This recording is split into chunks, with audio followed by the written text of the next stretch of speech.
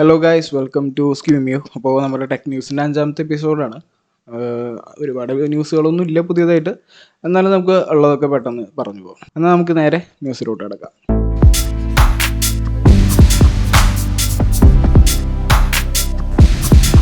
Techno come on 20 എന്ന് പറയുന്ന model ഇനി അൺവെയിൽ ചെയ്യാൻ അധികം ദിവസങ്ങളില്ല. അപ്പോൾ അതിൻ്റെ കുറച്ച് ലീക്ഡ് ആയിട്ടുള്ള സ്പെക്കുകൾ കിട്ടിയിട്ടുണ്ട്.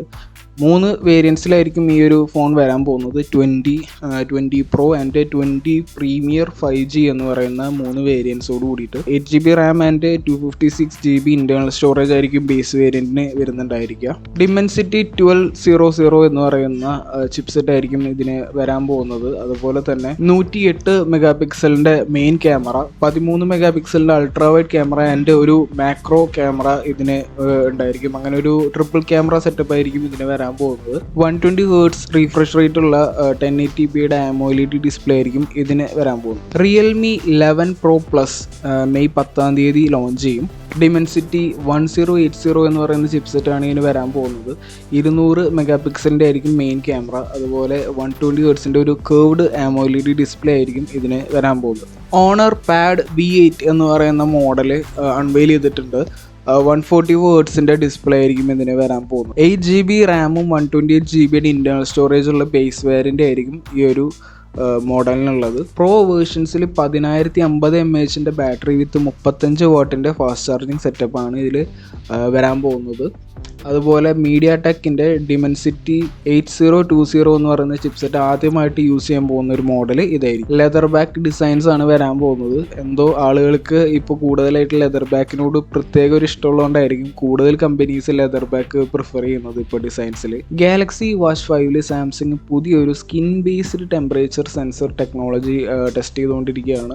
ഇപ്പോഴും റിലീസ് ഡേറ്റ് അൺസർട്ടൺ ആണ്. എനിക്ക് തോന്നുന്നു ഈ ഹെൽത്ത് ബേസ്ഡ് ട്രാക്കിംഗ് സിസ്റ്റംസ് ഓരോരോ സ്ഥലത്തും അതിൻ്റേതായിട്ടുള്ള സർട്ടിഫിക്കേഷൻസും അപ്രൂവൽസും കിട്ടിയാൽ മാത്രമായിരിക്കും ഇവർക്കത് ഫെർദർ പ്രൊസീഡിങ്സ് നടത്താൻ പറ്റുന്നത്. അപ്പോൾ അതുകൊണ്ടായിരിക്കും ഇങ്ങനെ ഒരു അൺസർട്ടനിറ്റി നിലനിൽക്കുന്നത്. പോക്കോ F5 Proയിൽ WQHD+ ഡിസ്പ്ലേ ആയിരിക്കും വരാൻ പോകുന്നത്. WQHD+ എന്ന് പറയുമ്പോൾ ബേസിക്കലി അതൊരു 2K ഡിസ്പ്ലേ തന്നെയാണ്. കുറച്ചുകൂടി വൈഡ് ആസ്പെക്ട് റേഷ്യോ ഉള്ളതുകൊണ്ടായിരിക്കും wide quad high definition display ഇതിന് കൊടുത്തിട്ടുള്ളത്. സെൻറ്ററിൽ വരുന്ന പഞ്ച് ഹോൾ സെൽഫി ക്യാമറ ആയിരിക്കും ഇതിന് വരാൻ പോകുന്നത്. സ്നാപ്ഡ്രാഗൺ 7+ Gen 2 ചിപ്സെറ്റ് ആയിരിക്കും പോക്കോ F5 എന്ന് പറയുന്ന മോഡലിൽ വരുന്നത്. അതുപോലെ തന്നെ സ്നാപ്ഡ്രാഗൺ 8+ Gen 1 ചിപ്സെറ്റ് ആയിരിക്കും F5 Pro എന്ന് പറയുന്ന വേരിയൻറ്റിൽ വരാൻ പോകുന്നത്. സ്നാപ്ഡ്രാഗൺ 8 Gen 3 ചിപ്സെറ്റ് വരാൻ പോകുന്നു. 3.7 GHz Cortex X4 CPU ആയിരിക്കും ഇതിൽ വരാൻ പോകുന്നത്. അതുപോലെ ഇതിൻ്റെ ഒരു GPUവിനെ വിളിക്കുന്നത് Adreno 750 എന്നായിരിക്കും. ഈ ഒരു ചിപ്സെറ്റിൻ്റെ മാനുഫാക്ചറിങ് TSMC തന്നെ ആയിരിക്കും ചെയ്യുന്നുണ്ടായിരിക്കുക. ഇത്തവണ 3 nanometer പ്രോസസ്സ് ഉണ്ടായിരിക്കില്ല, 4 nanometer തന്നെ ആയിരിക്കും. N4P നോഡായിരിക്കും ഇപ്രാവശ്യം യൂസ് ചെയ്യുന്നത്. അത്യാവശ്യം നല്ലതുമാണ്, അഫോർഡബിളുമാണ്. ആ ഒരു കാരണം കൊണ്ടാണ് ഇപ്പോൾ 3 nanometer ഇല്ലാത്തത് എന്നാണ് അവർ പറയുന്നത്. മെയ് 11 സോണി Xperia 1V എന്ന് പറയുന്നൊരു മോഡൽ ഇറങ്ങാൻ പോകുന്നുണ്ട്. 1V ആണോ 15 ആണോ? 1V തന്നെയായിരിക്കും. 15 എന്നാണെങ്കിൽ അവർക്ക് 15 എന്ന് പറഞ്ഞാൽ പറയും. അപ്പോൾ അതായിരിക്കില്ല. സ്നാപ്ഡ്രാഗൺ 8 Gen 2 ചിപ്സെറ്റ് ആയിരിക്കും ഇതിന് വരാൻ പോകുന്നത്. എന്തായാലും ജപ്പാനിൽ മാത്രമേ ഇതിൻ്റെ റിലീസ് ഉണ്ടാവാൻ ചാൻസ് ഉള്ളൂ. അപ്പോൾ അത് കാരണം ഞാൻ എന്തായാലും കൂടുതൽ അതിനെക്കുറിച്ച് പറയുന്നില്ല. ആപ്പിൾ 2024 മൈക്രോ LEDസിലേക്ക് സ്വിച്ച് ചെയ്യാൻ പോവാണ്. അവരുടെ OLEDs എന്ന് പറയുന്ന എക്സിസ്റ്റിംഗ് ടെക്നോളജീസിനെ മാറ്റി മൈക്രോ LEDs എന്ന് പറയുന്ന പുതിയ ടെക്നോളജിയിലേക്ക് അപ്ഗ്രേഡ് ചെയ്യാൻ ഉള്ളൊരു തയ്യാറെടുപ്പിലാണ് ആപ്പിൾ ഉള്ളത്. 2024 വരുമെന്നാണ് പറയുന്നത്. എനിക്ക് തോന്നുന്നു എന്തായാലും iPhone 15 ഉണ്ടായിരിക്കില്ല, 16 അല്ലെങ്കിൽ അതിൽ കൂടിയ ഒരു വേർഷൻസിലോ ആയിരിക്കാം വരാൻ ചാൻസ് ഉള്ളത്. ആദ്യമൊക്കെ സാംസങ്ങിനെ കൊണ്ട് LGനെ കൊണ്ട് മാനുഫാക്ചർ നടത്തിച്ചിട്ട് പിന്നെ പതുക്കെ സ്വന്തമായിട്ട് മാനുഫാക്ചറിങ് നടത്താനുള്ള ഒരു പ്ലാനിലാണ് ആപ്പിൾ ഇരിക്കുന്നത്. ഏപ്രിൽ 25 DJI പുതിയൊരു മോഡൽ അനൗൺസ് ചെയ്തിട്ടുണ്ട്. Mavic 3 Pro ആണ്. ഇതിലൊരു ട്രിപ്പിൾ ക്യാമറ സെറ്റപ്പാണ് വരാൻ പോകുന്നത്. എൻ്റെ ഒരു മെയിൻ ക്യാമറ എന്ന് പറയുന്നത് 20 മെഗാ പിക്സലിൻ്റെ ഹാസൽബ്ലാഡിൻ്റെ ക്യാമറ സെറ്റപ്പാണ്. 4/3 സെൻസറായിരിക്കും ഇതിന് വരാൻ പോകുന്നത്. പിന്നെ അതുപോലെ 24mm ലെൻസ് വിത്ത് 2.8 അപ്പർച്ചറും ആയിരിക്കും ഇതിന് വരാൻ പോകുന്നത്.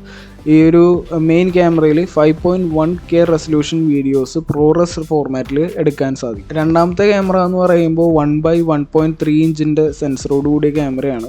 70mm ലെൻസ് ഉള്ള ഒരു ടെലിഫോട്ടോ ക്യാമറയാണ് ഈ രണ്ടാമത്തെ ക്യാമറ എന്ന് പറയുന്നത്. 60 FPS 4K റെക്കോർഡ് ചെയ്യാൻ ഇതിന് പറ്റും. അതുപോലെ 2.8 അപ്പർച്ചർ തന്നെ ഈ ഒരു ക്യാമറയ്ക്കും. മൂന്നാമത്തെ ക്യാമറ 1/2 ഇഞ്ച് സെൻസറുള്ള ഒരു 12 മെഗാ പിക്സലിൻ്റെ ക്യാമറയാണ്. ഇതും ഒരു ടെലിഫോട്ടോ ക്യാമറയാണ്. 166mm ലെൻസുള്ള ഒരു ടെലിഫോട്ടോ ക്യാമറയാണ് ഇതിനും 60 FPS 4K വീഡിയോസ് റെക്കോർഡ് ചെയ്യാൻ പറ്റും. 3.4 ഈ ഒരു മൂന്നാമത്തെ ക്യാമറയുടെ അപ്പർച്ചർ വരുന്നത്. അതുപോലെ തന്നെ 43 മിനിറ്റിൻ്റെ എയർ ടൈമും അവർ പറയുന്നുണ്ട്. അങ്ങനെ ഒരുപാട് കാലത്തെ വെയിറ്റിങ്ങിന് ശേഷം rock star games GTA 6 announce ചെയ്യാൻ പോവുകയാണ്.